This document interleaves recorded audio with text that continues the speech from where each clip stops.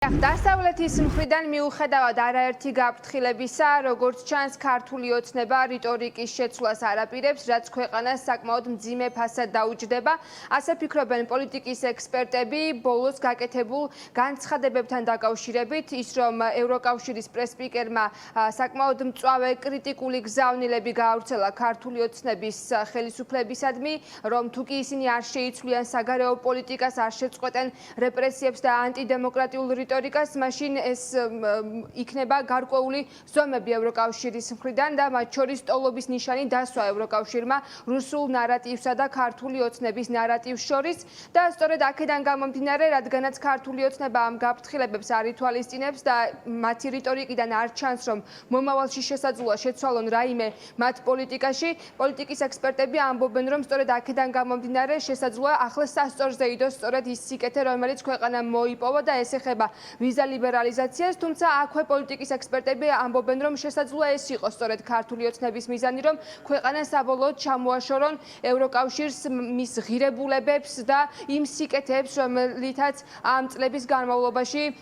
სწორედ საქართველოს მოქალაქეები სარგებლობენ და ეს პირველ რიგში უკავშირდება უვიზო რეჟიმის მიმოსვლას, რომელთან დაკავშირებითაც მათ შორის ევროპის ბიუროს რედაქტორმაც გაავრცელა ინფორმაცია, რომ ამ საკითხთან დაკავშირებით სერიოზული მსჯელობა მიმდინარეობს ევროკავშირის შიდა წრეებში და შესაბამისად ამაზე პოლიტიკის ექსპერტები ამბობენ, რომ პასუხისმგებლობა ბუნებრივია დაეკისრება ქართულ ოცნებას და ახლა ქართული საზოგადოება უნდა მიხვდეს და გაიაზროს, რომ ხელი შეუშალოს სწორედ საქართველოს ჩამოშორებას ევროკავშირთან და მის ღირებულებებთან. ევროპის კავშირი ამბობს, რომ თუ არ შეწყდება რეპრესიები, თუ პოლიტიკურად დაკავებულებს პოლიტიკურ პატიმრებს არ გაათავისუფლებენ, თუ რეჟიმი არ წაიღებს უკან იმ კანონებს, რა კანონებიც არის მიღებული ზუსტად იმისთვის, რომ ესეთი რეპრესიული გახდეს რეჟიმი, მაშინ ყველა შემთხვევაში ეს იქნება ძალიან მძიმე შედეგი, რაც გულისხმობს, რომ საქართველოს დარჩება მიღმა, აბსოლუტურად მიღმა ევროინტეგრაციული პროცესების. ეს ყველაფერი მეტყველებს ერთ რაღაცაზე, რომ ისინი ასრულებენ დავალებას, ხისტად და სწორხაზოვნად უტევენ დასავლეთს და შესაბამისად ეს განცხადებები, რომელსაც ჩვენ ვკითხულობ და ვისმენთ, ნათლად მიუთითებს, რომ ევროპას სულ უფრო და უფრო ნაკლებად აღიქვამს ოცნებას როგორ პოლიტიკურ ძალას. მათ წარმოუდგენიათ, რომ ეს არ არის რაღაც დემოკრატიის ხარვეზი, ეს არ არის ცუდი პოლიტიკა პირობითად, ეს არის მიზანმიმართული ქმედება, მიზანმიმართული პოლიტიკა, რომ საქართველოს დაშორდეს ევროპას. მსახურება ერთგვარ სტრატეგიულ მიზანს ქართული ოცნების მხრიდან, რაც ასევე მე ვფიქრობ, არის ნაწილი ზოგადად პოსტსაბჭოთა სივრცესი რუსული სტრატეგიული მიდგომისა დასავლეთის მისამართით, რომ მოხდეს ადგილობრივი ხელისუფლების მეშვეობით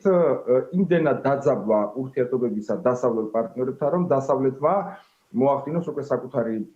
მხრიდან რეაგირება ამ რადიკალურ აღვირახსნილ, მოდი ასე ვთქვათ, შეტევაზე დასავლეთზე და შემდგომ უკვე შესაბამისი რეაგირების საფუძველზე მოხდეს უკვე ურთიერთობების ჩაჭრა საქართველოსთან.